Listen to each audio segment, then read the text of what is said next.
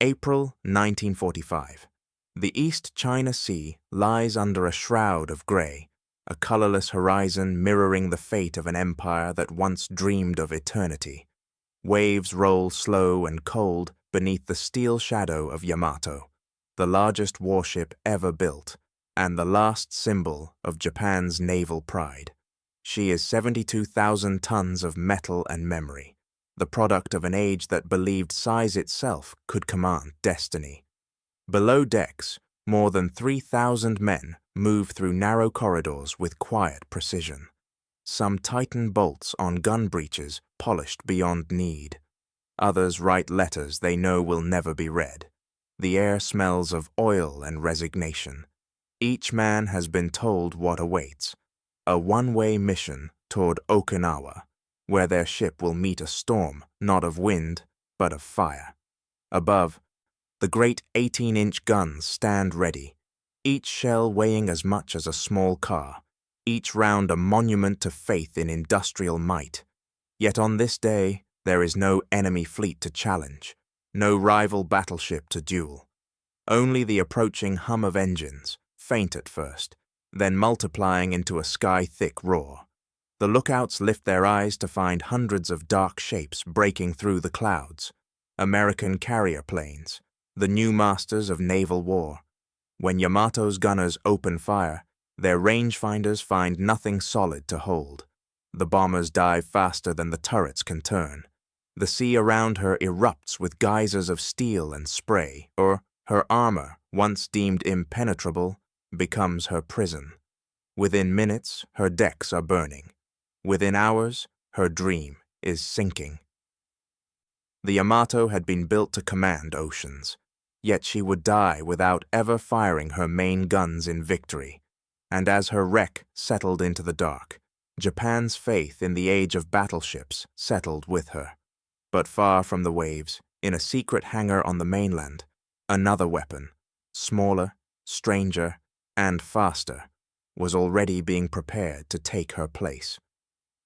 In the late 1930s, while diplomats gathered in Geneva to speak of peace and parity, Japan turned inward, towards secrecy, steel, and ambition. The treaties meant to limit the world's navies had become, to Tokyo, shackles upon destiny. And so, behind the guarded gates of Kuranaval Arsenal, a plan was born that would defy every line of ink signed in foreign halls. They called it Battleship Number 1. No name, no public record, only a number whispered through corridors lined with blueprints. Beneath canvas covers and guarded warehouses, a new empire of labor stirred. Thousands of engineers, welders, and draftsmen worked in silence, each sworn to secrecy under penalty of death. Even among them, few knew what their efforts would become. Day and night, the docks glowed with the color of molten steel. The project consumed more than a third of Japan's national output of iron, millions of tons shaped into something colossal. Each of Yamato's 18-inch guns stretched 66 feet from breech to muzzle, capable of hurling a 3,200-pound shell over 25 miles. No nation had ever built such weapons before. None would, again. The construction site itself strained under her weight. When the hull was finally complete, the docks could barely contain it. Cranes swayed, chains groaned, and the waterline rose like a breath taken too deep. As the great hull slid into the sea, a wave rolled across the bay, washing over the feet of onlookers who stood in reverent silence. To them, it was not merely a ship, but a testament, a floating shrine to divine craftsmanship and imperial will. Tokyo's newspapers spoke of rebirth. The age of gods, they said, had returned in steel form, but the world beyond Japan was changing faster than armor could thicken or shells could fly. For while Japan built in secret, another nation was learning to command the sky.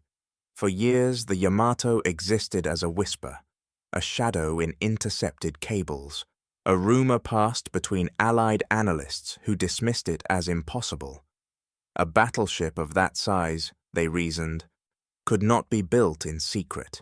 It would defy physics, engineering, and logic, but the logic of empire rarely bends to reason. When fragments of information began to reach Washington and London, blueprints half seen, satellite photos imagined, disbelief turned to curiosity, then concern.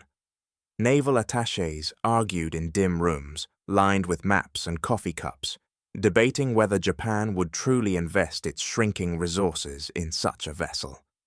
But in Tokyo, the logic was clear. Victory would come not from numbers, but from a single decisive blow. It was a philosophy rooted in centuries of thought, the idea that war, like the duel of samurai, should be resolved in one perfect strike. Yamato was that sword, vast, singular, and absolute. Her creators believed she could shatter the American fleet in one battle, forcing the enemy to sue for peace.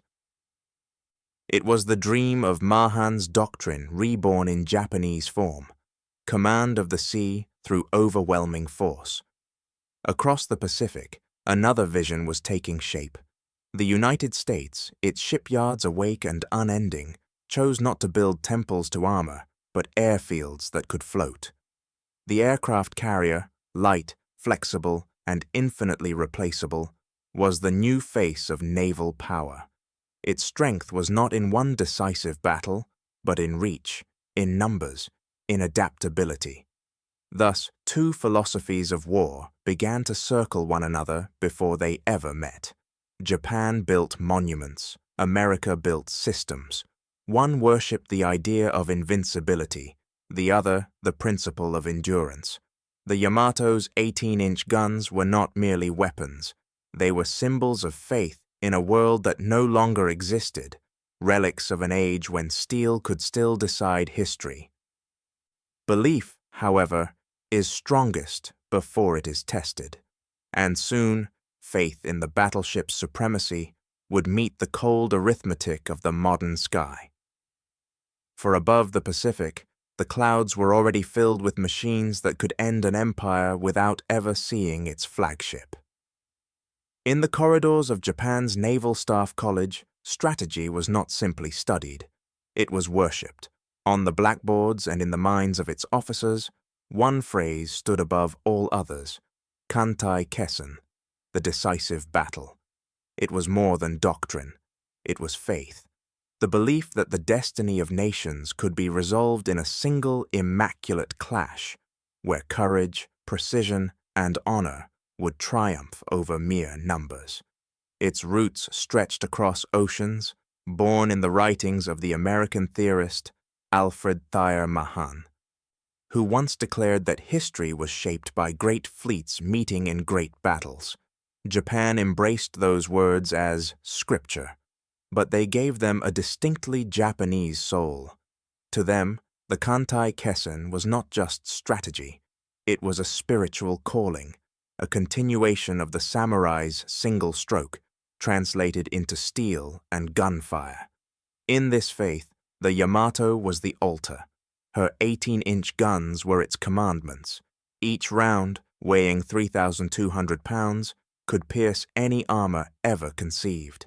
A weapon so powerful that its very existence promised victory. Officers spoke of her gunnery tables as if reading prophecy. Distances, wind speeds, and angles of fall described with reverent precision. To strike first, to strike perfectly, that was the path to immortality. Within the Imperial Navy, men measured their worth by proximity to this ideal. War was not to be a contest of attrition or endurance. It was to be a singular, apocalyptic moment, the second Tsushima, the echo of 1905, when Japan had humbled Russia with one perfect blow. The shadow of that triumph lingered like a ghost in every calculation. But beneath the surface of reverence, the floor was already forming. Kantai Kessen demanded an enemy who would play the same game, who would come forward, expose his fleet, and fight on equal terms. Yet the coming enemy, the United States, would not oblige.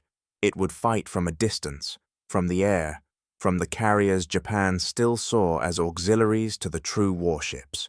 Faith, once complete, leaves little room for doubt, and arrogance is the quietest form of blindness. In the shipyards at Kure, men continued to polish armor plates that no bomb could test and calibrate guns that would never find their mark, unaware that war was already moving beyond their reach. And high above the Pacific, a new kind of sailor was learning to fight without ever seeing the sea.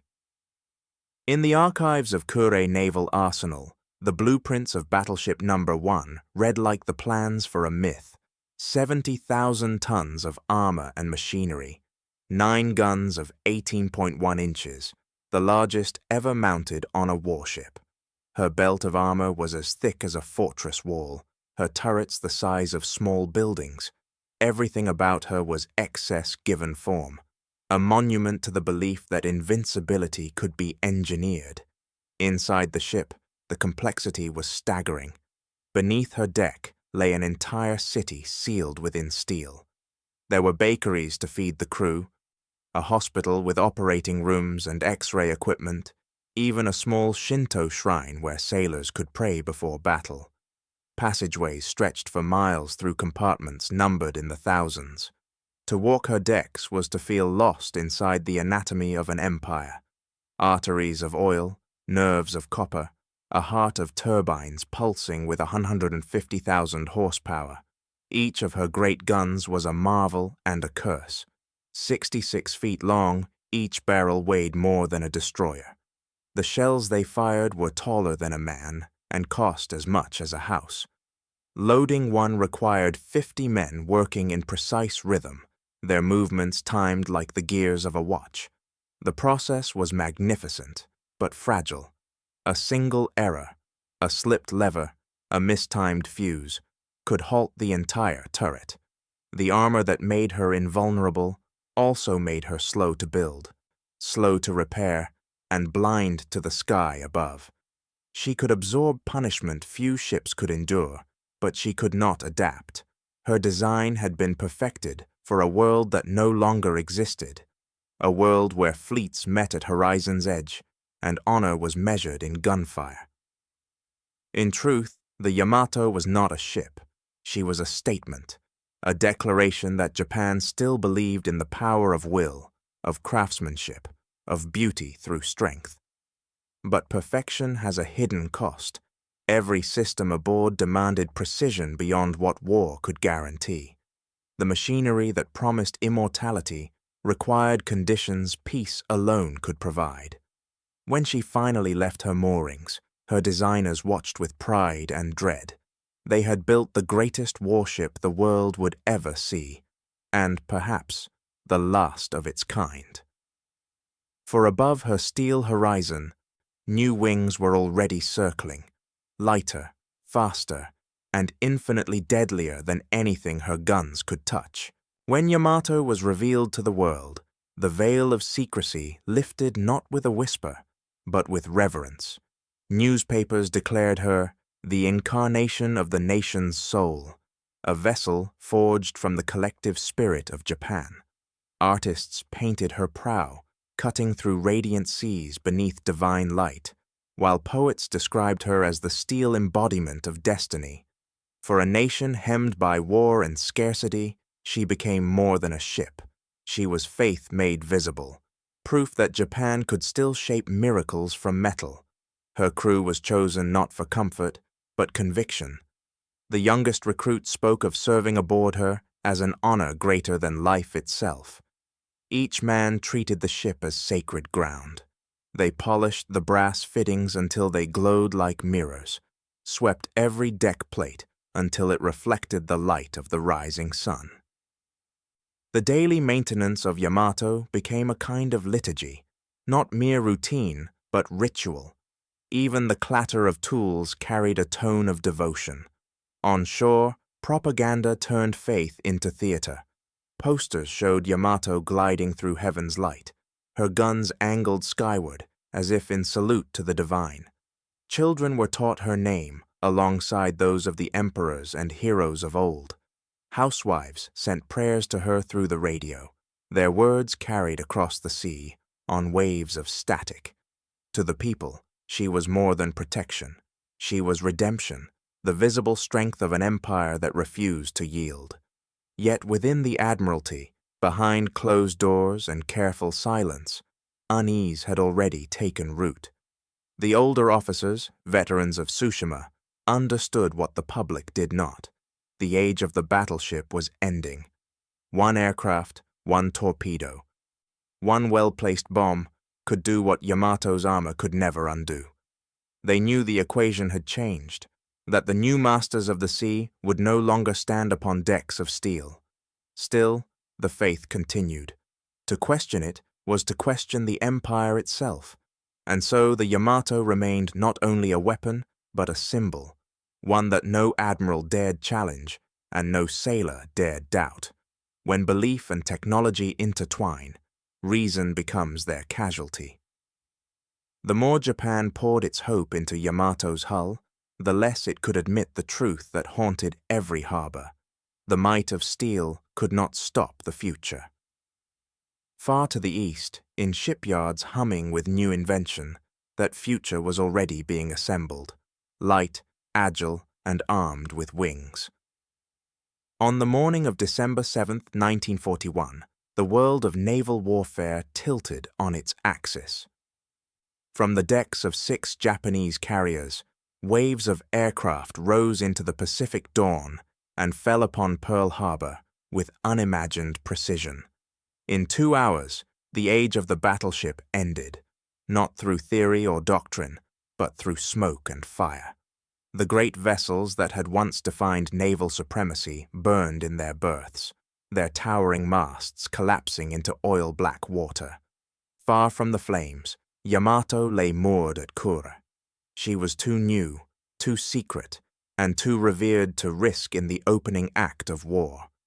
Her massive hull gleamed in the winter light, untouched by combat.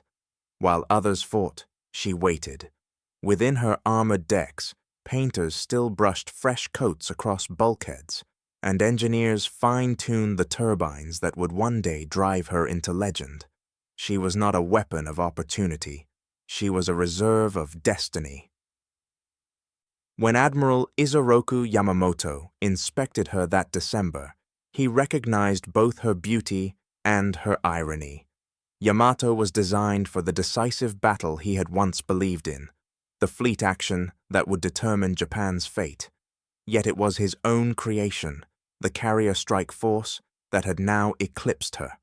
Air power had struck a blow so devastating that even its architect stood in awe of what it had unleashed. Through the early months of war, Yamato remained in harbor, a fortress without an enemy. When she finally set sail in early 1942, it was not to fight, but to serve as the floating headquarters of the combined fleet.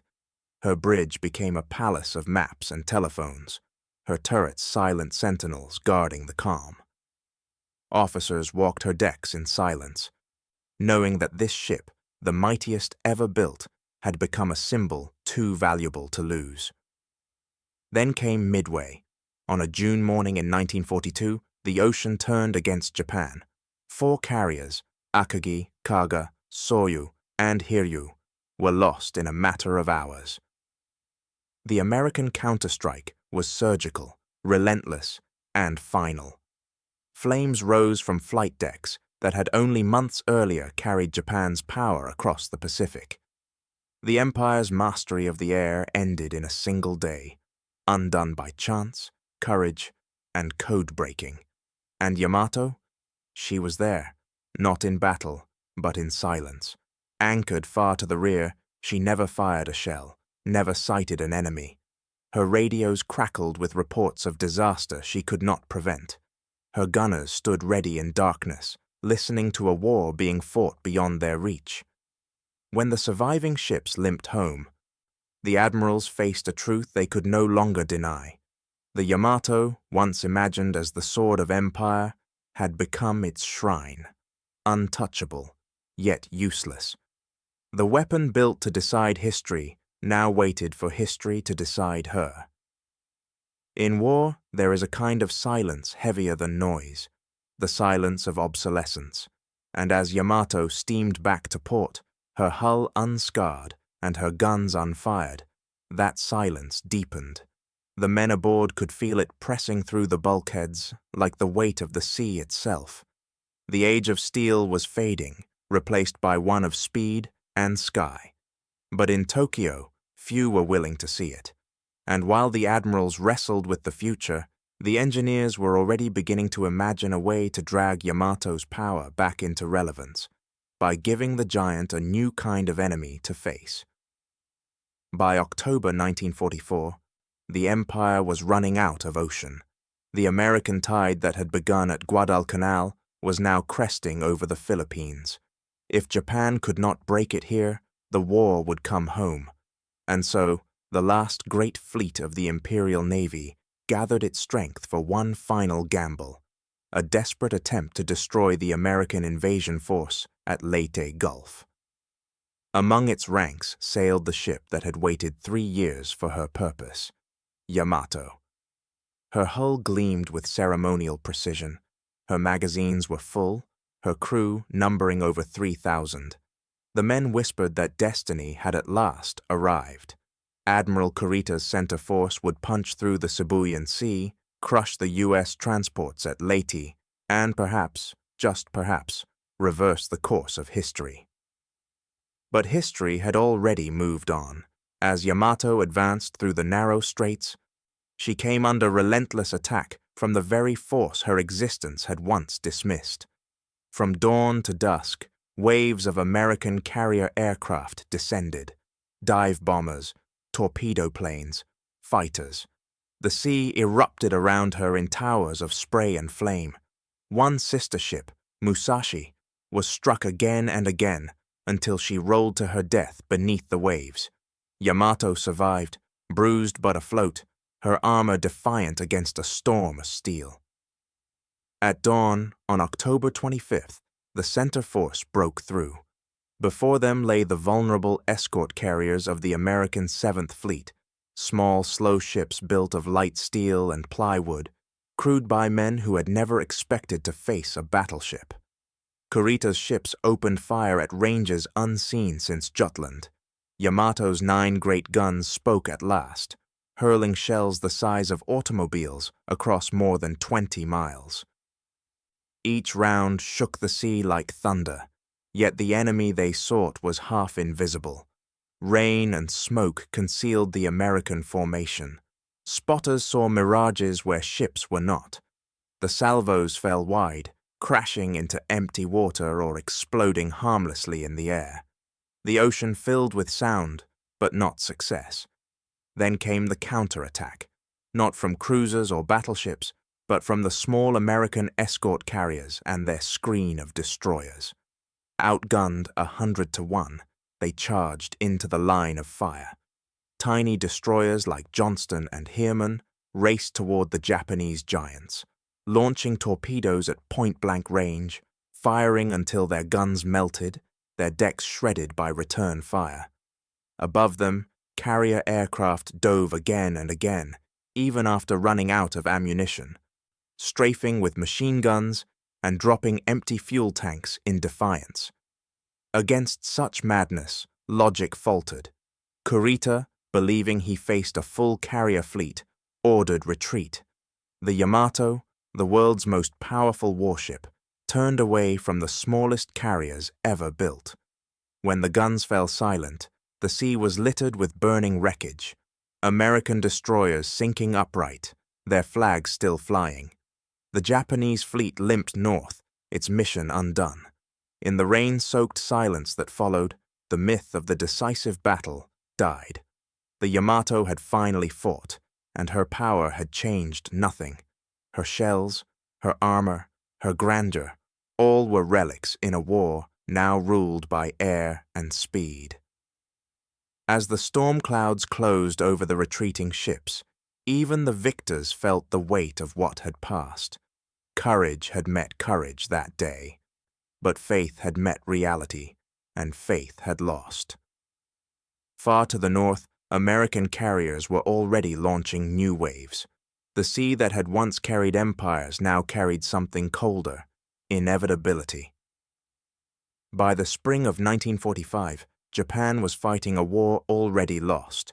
The empire's skies belonged to its enemy, its harbors lay shattered, and its navy, once the pride of the Pacific, was reduced to ghosts. The island of Okinawa had become the final gate before the homeland.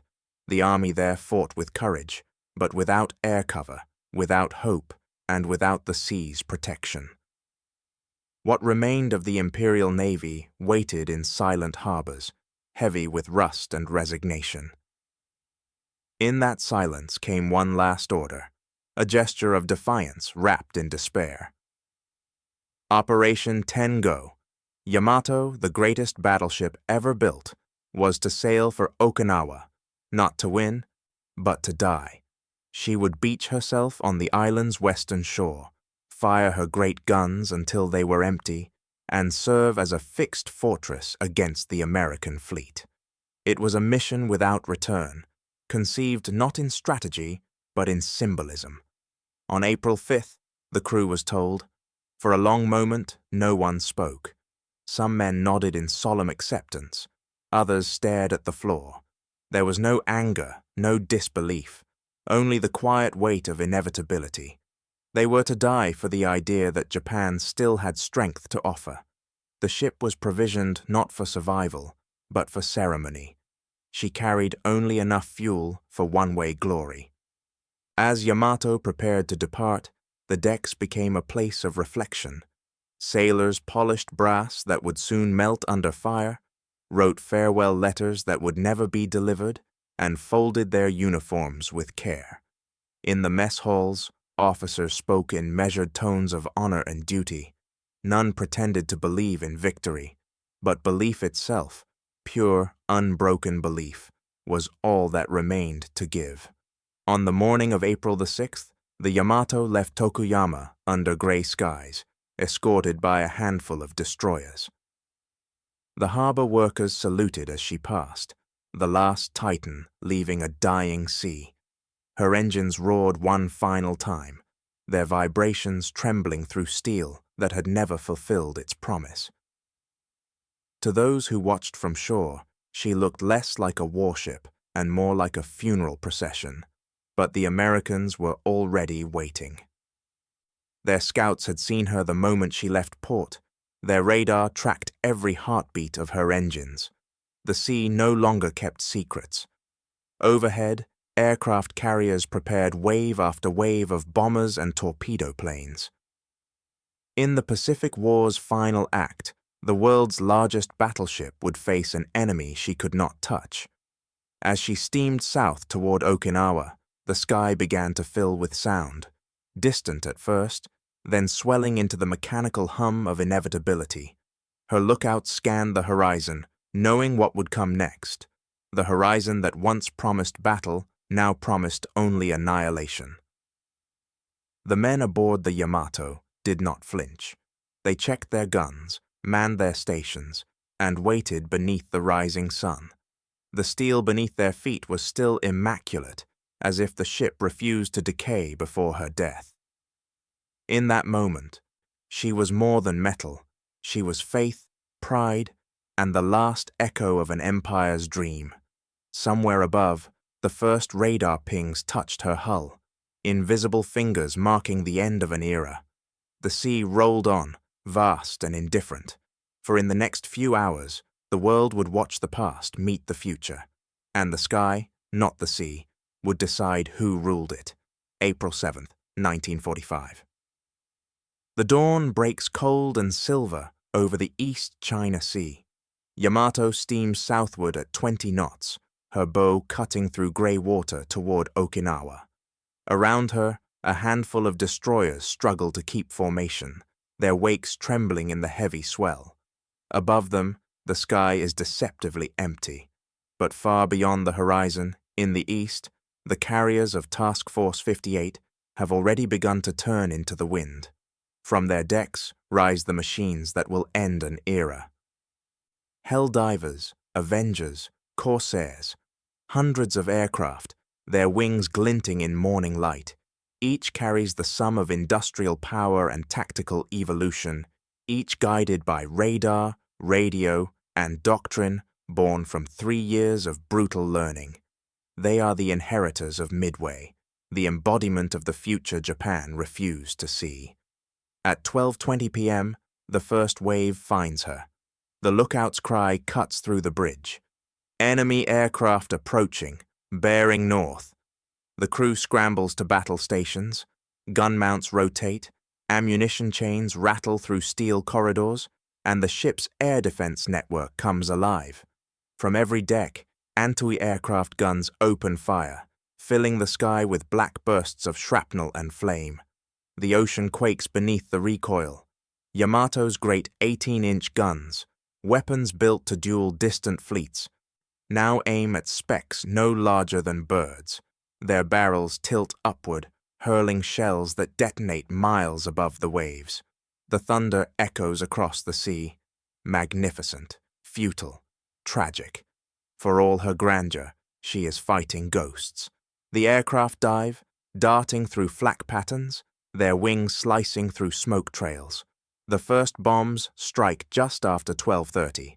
A 1,000-pounder tears through her aft deck, detonating near the steering compartment.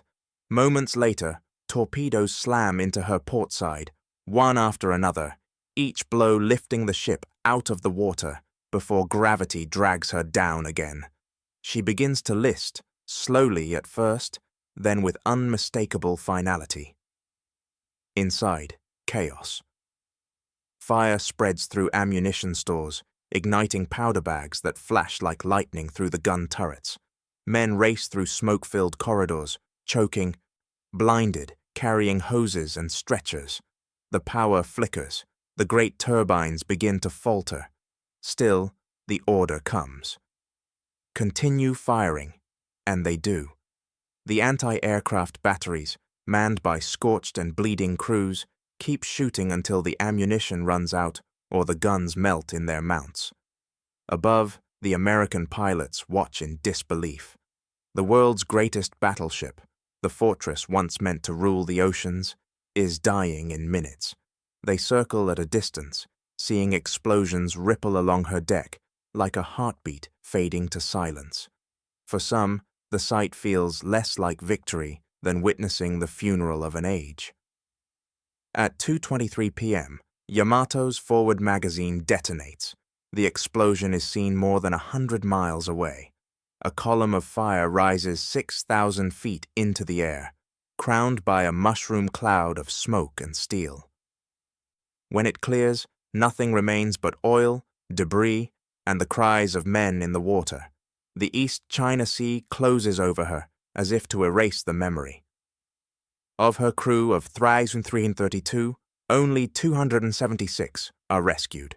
The rest vanish into the depths, their faith entombed with the ship they called divine. In 20 minutes of combat, aviation had undone a century of battleship doctrine. The age of gunpowder had yielded to the age of flight. And yet, even as the wreck cooled beneath the waves, the idea she embodied, power through faith, glory through sacrifice, was not finished. In the skies above Okinawa, it was already being reborn in a smaller, more terrible form. The attack that began as a storm from the sky now raged within the ship itself.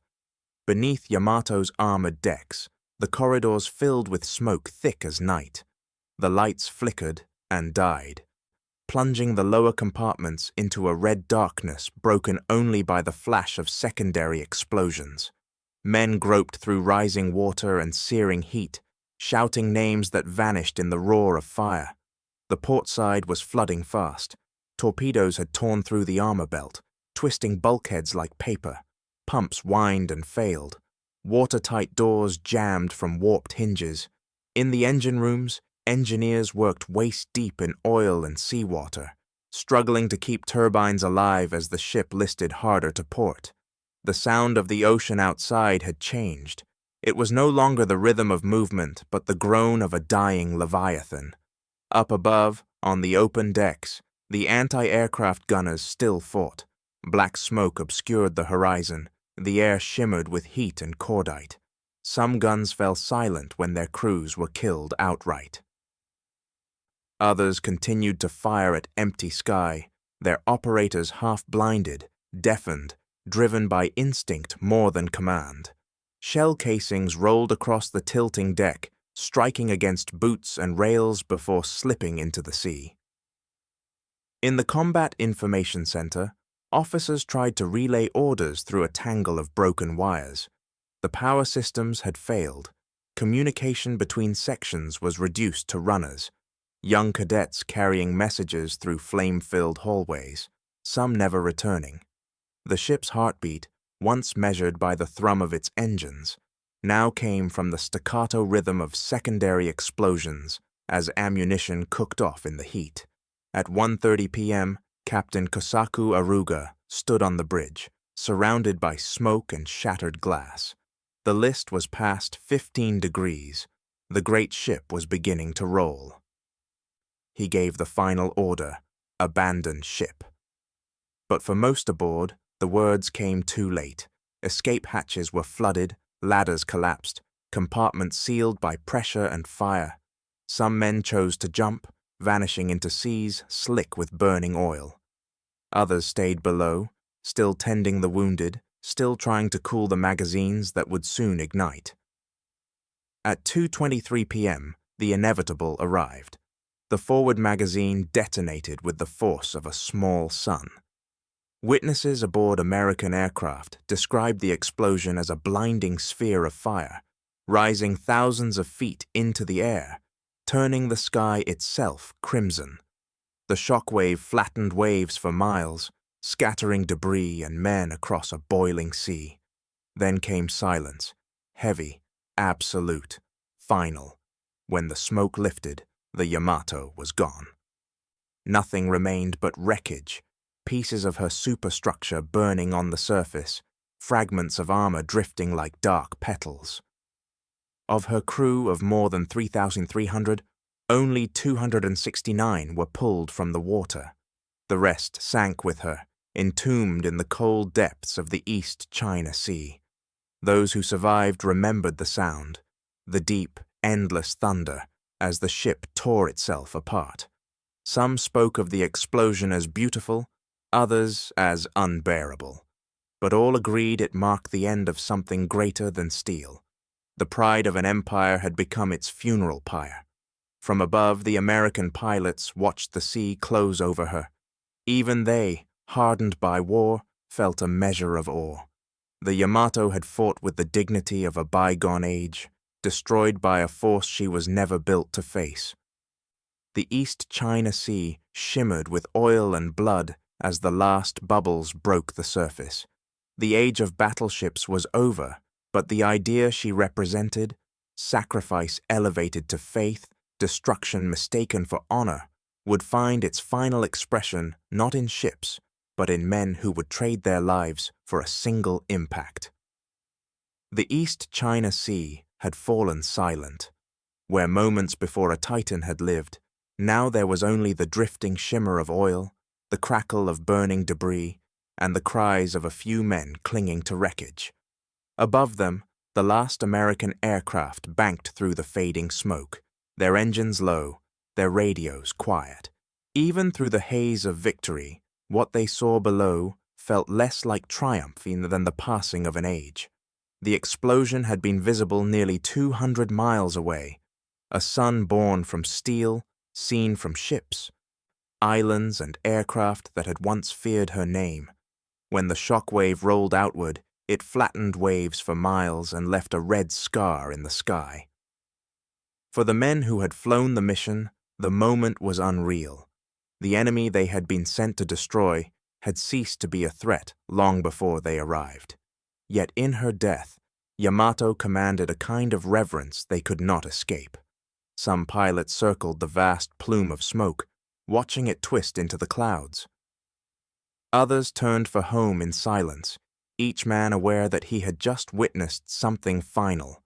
The greatest battleship ever built had fought for less than 2 hours against a weapon she could not touch.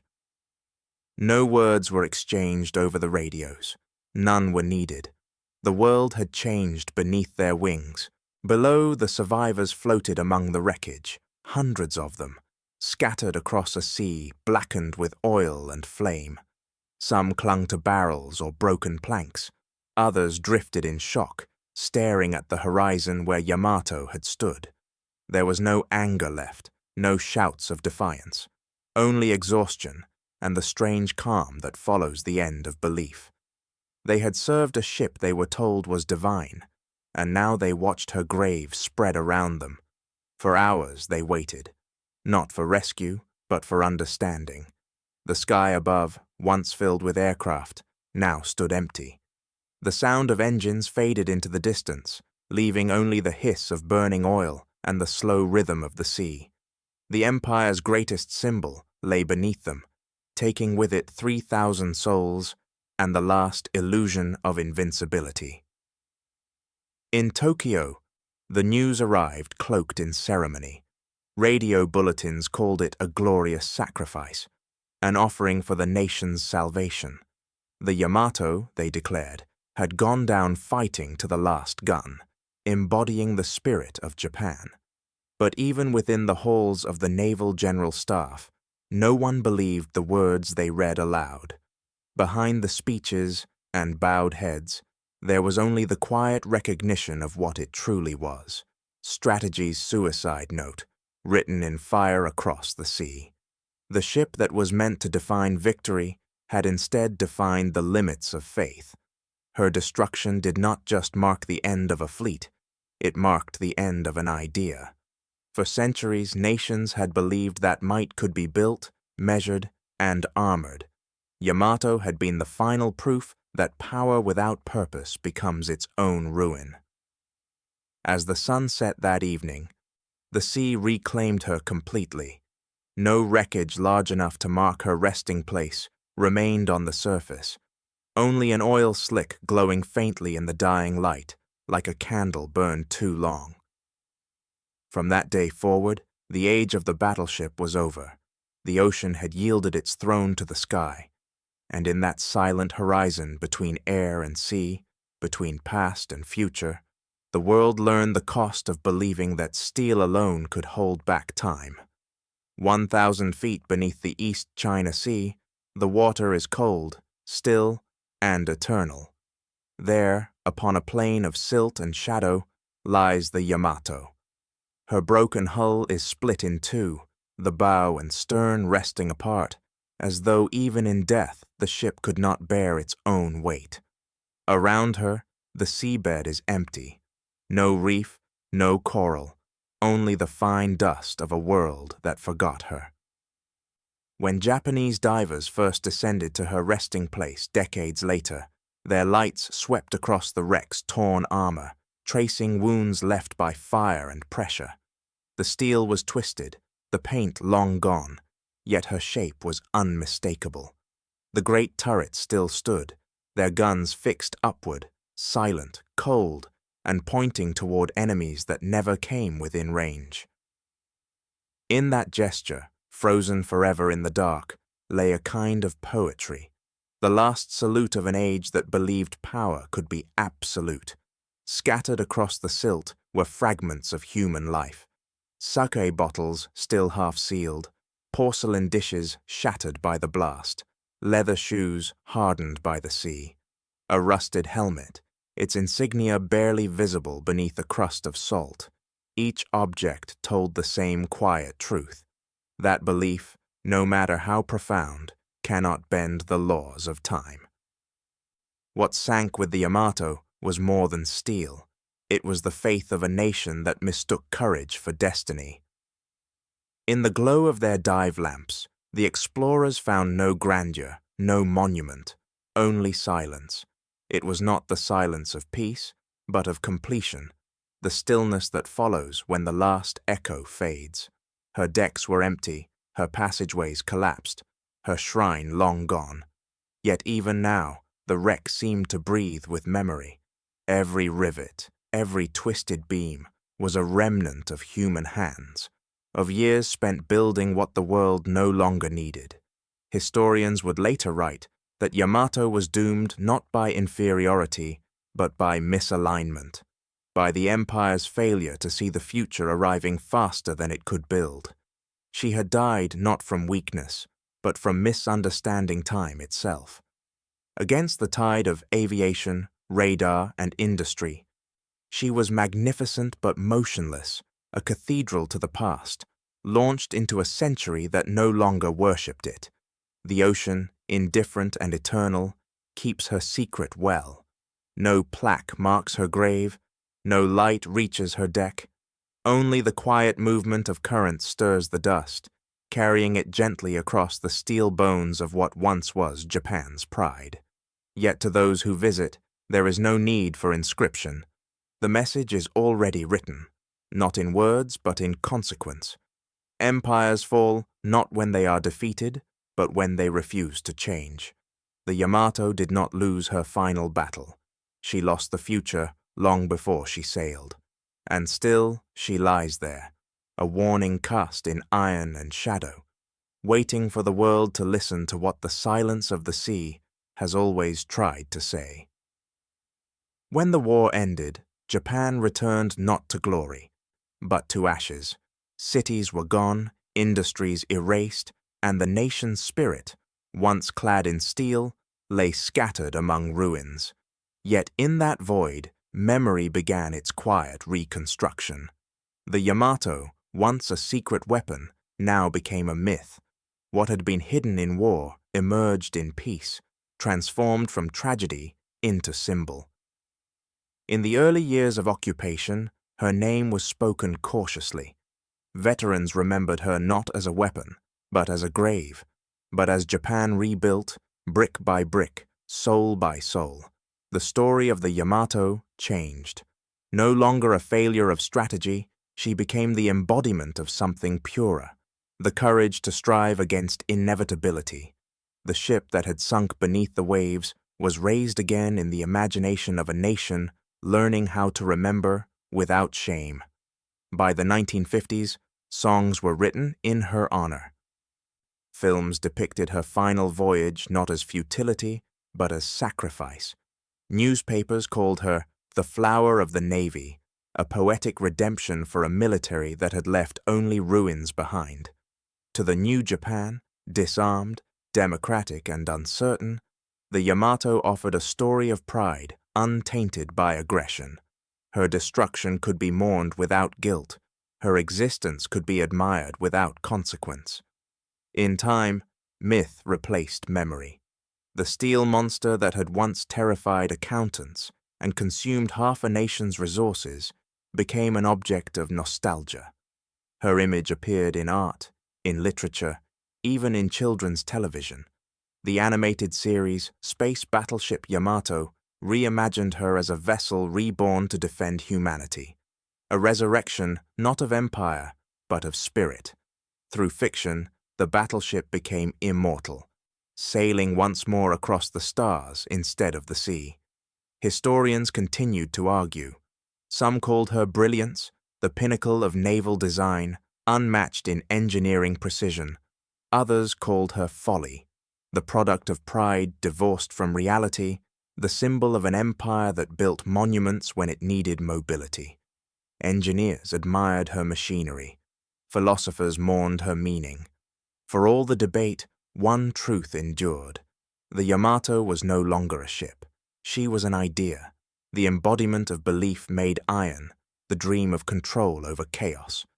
Every nation, in its own way, builds a Yamato, a project too vast to question, too sacred to doubt. Whether it is a machine, a system, or a vision, the pattern repeats. Faith in technology to redeem failure, faith in power to grant permanence. Yet time erodes all steel the same. That is why the legend persists. Myths endure because they offer comfort, not clarity. In the story of Yamato, Japan found a way to turn defeat into beauty, loss into meaning. She became the nation's reflection, both the pride that built her and the humility that followed her sinking. Today her name still stirs something quiet in those who speak it. Not triumph, not grief, but recognition, the understanding that greatness and tragedy often share the same blueprint. And as the decades pass, her image continues to surface, in museums, in art, in the soft voices of veterans who still remember the sound of her guns. Because legends, once born, never truly drown. They wait, beneath the surface, until history needs them again. The Yamato's guns were unlike anything the world had ever seen, or would ever see again. Each 18.1-inch barrel was a cathedral of engineering, carved from steel so pure that it shimmered blue in the shipyard light. They could fire a shell 3,000 pounds in weight over 25 miles, striking with the force of a small earthquake. To the men who built them, these weapons were the ultimate expression of human mastery, precision elevated to worship. Yet in all her voyages, those guns never changed the course of a single battle. Their thunder echoed over empty seas. Their shells fell harmlessly into the ocean, their purpose unfulfilled. The Yamato represented the pinnacle of a vision already obsolete, a masterpiece designed for a kind of war that no longer existed. Perfection, when it finally arrived, had come too late for the world it was meant to dominate. In her form lay every paradox of human ambition. She was brilliant but blind, powerful but powerless, a ship so advanced that her very creation symbolized faith in technology's ability to command destiny. And yet, her fate revealed the truth that all empires eventually learn, that strength without understanding is a kind of weakness. History is generous to beauty and cruel to purpose. The Yamato was both. Her armor was a triumph of metallurgy. Her engines, the whisper of an age that believed machinery could outlast mortality. But no plate of steel can defend against time. The same precision that made her magnificent also made her fragile in a changing world. True power, history reminds us, does not reside in the scale of a weapon, but in the wisdom to know when it has reached its limit. The Japanese admirals who watched her sink understood too late that the future had already shifted above their heads, carried on wings, not waves. The Yamato's death was not the failure of her builders, but the failure of belief, the inability to see beyond one's own creation. She endures now, not as a weapon, but as a mirror, reflecting the pride and tragedy of all who have ever mistaken grandeur for purpose. Beneath the East China Sea, her guns still point skyward, forever waiting for enemies that will never return. They are not aimed at America, nor at history, but at the heavens themselves, a silent monument to the limits of human certainty. Even the ocean seems to whisper her epitaph. The currents move through her broken hull like breath, carrying with them the lessons her life and death engraved upon the century. She remains there still, vast, motionless, and complete, a relic of the moment when humanity believed that mastery of metal could master the future. They forged the greatest guns ever made, and proved forever that power without purpose is no power at all.